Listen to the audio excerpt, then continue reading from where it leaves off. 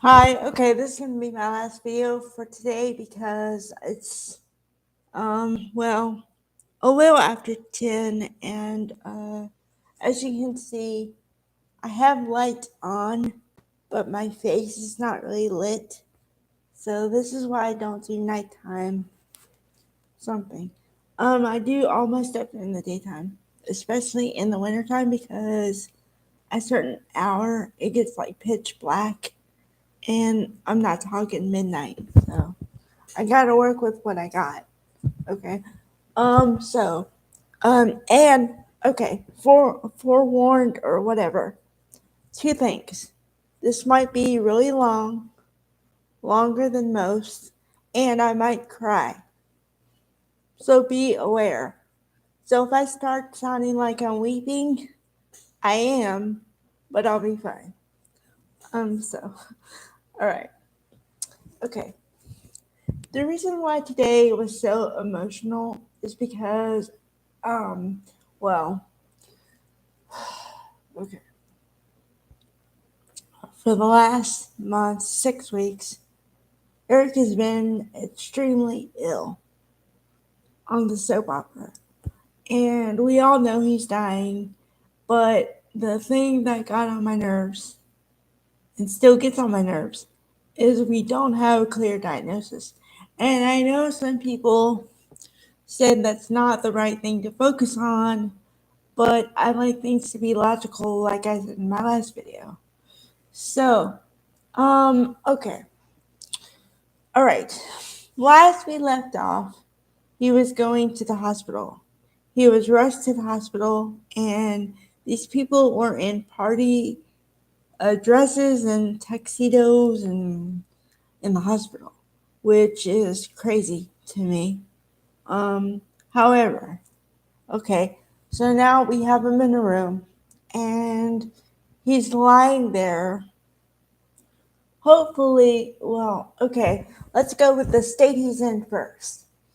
He's lying there completely helpless, and I was gonna say hopefully can hear some of what his relatives are saying because I've heard that when you're in the state, even when you're sometimes when you're comatose or whatever, you can still hear what people say. Now I don't know for sure.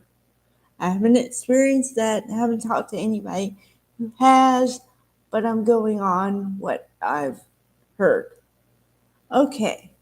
Um, okay, let's get into the nitty gritty. I'm trying to avoid it, but I have to. All right. So, he's in the hospital, incapacitated, cannot speak for himself. So, Rich has medical power of attorney given to him by Eric. And I didn't remember this, maybe because I blacked it out, but because he said in a flashback that he said to Ridge, "Promise me, my boy, that when it's my time to go, I'll go naturally and just go." And he said, "Yes, I promise."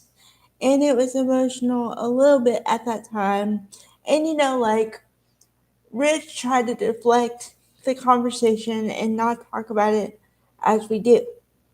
That's what you do because it's not that I don't, well, I can't speak for other people. Okay. I personally,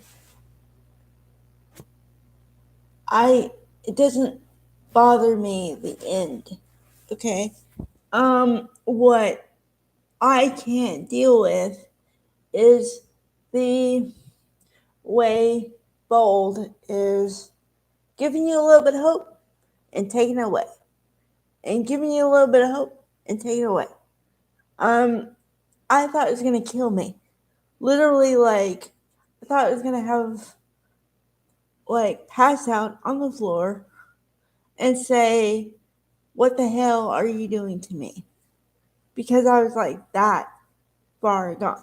Yes, for clarity, I know it's a soap opera, but I have also discussed with you guys why this is so emotional to me on two levels.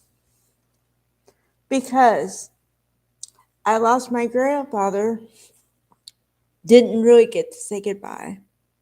I lost my ex boyfriend, who I was very close to at the time. I thought I was going to marry him, and I didn't get to say goodbye. So it's happened to me twice.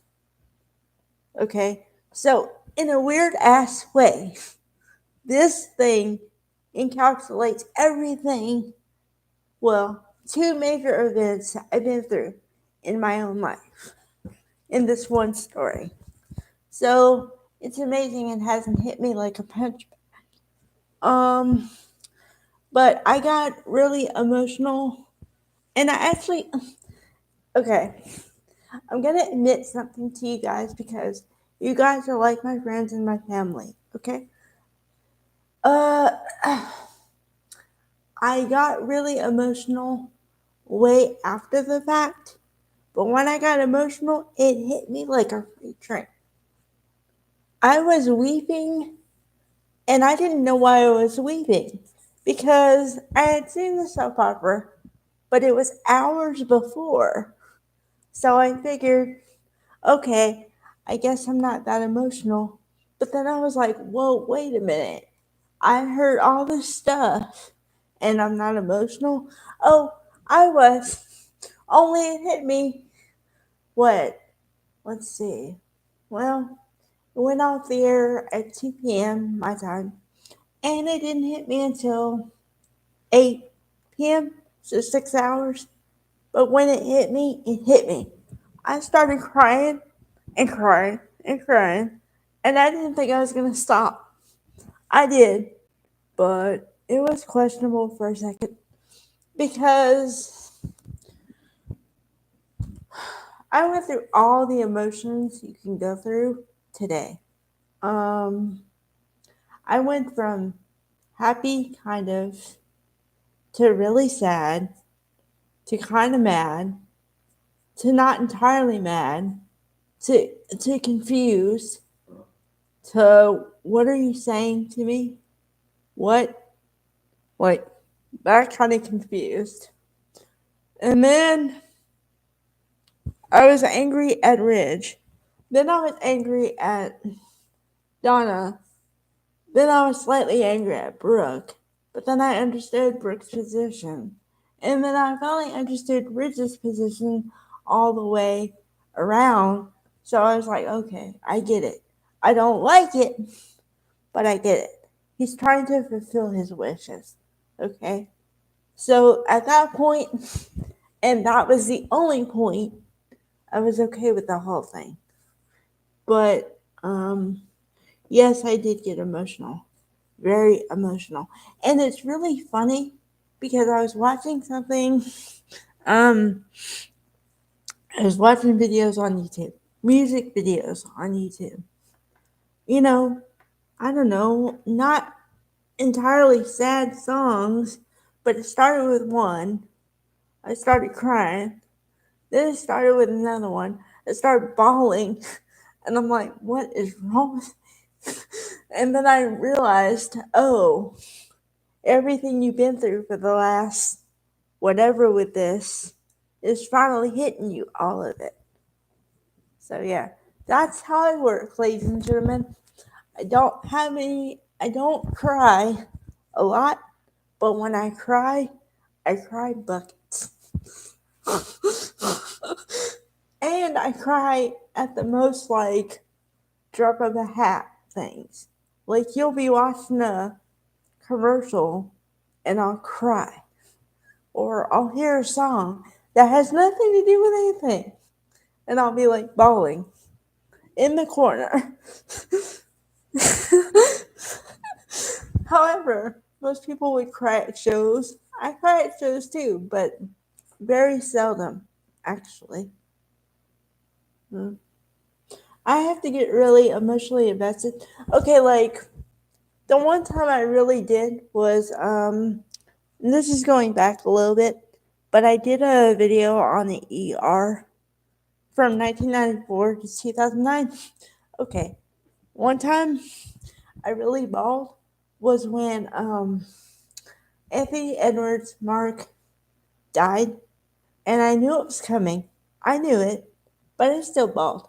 I bawl every time I watch it, every time. So at least I'm consistent. But yeah.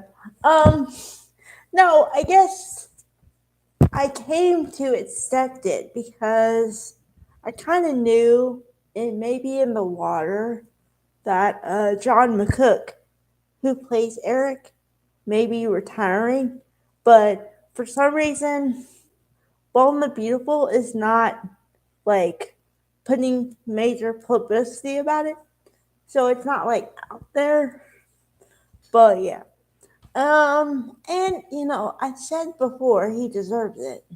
I mean, he has been on the show for as long as I think the show has been on 36, 35, 36 years. Okay, I understand that. But what I'm saying is, do you have to do it like this? That's always been my counterpoint. All right. But yeah, so I don't know. I mean, okay, what I'm questioning is not really a question. I just hope that he really can go out with dignity because I know also Eric said, I don't want everybody weeping over me. So that might happen. And I'm talking about just the cast members. Hell, I might be weeping in my living room.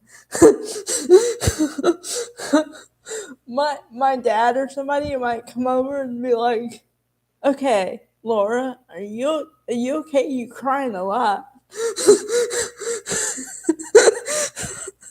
Then I'll have to explain, yeah, this character on the soap opera died, and then they'll roll their eyes at me and go, "Oh well, yeah, okay. Just want to make sure you're okay." Then I'll have to go, "Yeah, I'm okay." So yeah, um, I don't know. I guess I got the crying out earlier, but yeah, I don't know. Okay, can anybody else relate to what I'm talking about? I mean, have you ever had like a moment in life or moments where everything is going really bad and you handle it and you handle it and but then you finally break, and then when you break, you like really break? Anybody gone through that? If you have, let me know, because I'm starting to feel like I'm like some kind of weird something. Because, like I said, I've been crying for, well, not crying consistently, but like on and off for like a week, and I'm like, am I weird? um, so yeah. All right. I'll see you guys tomorrow. Okay. Have a good night.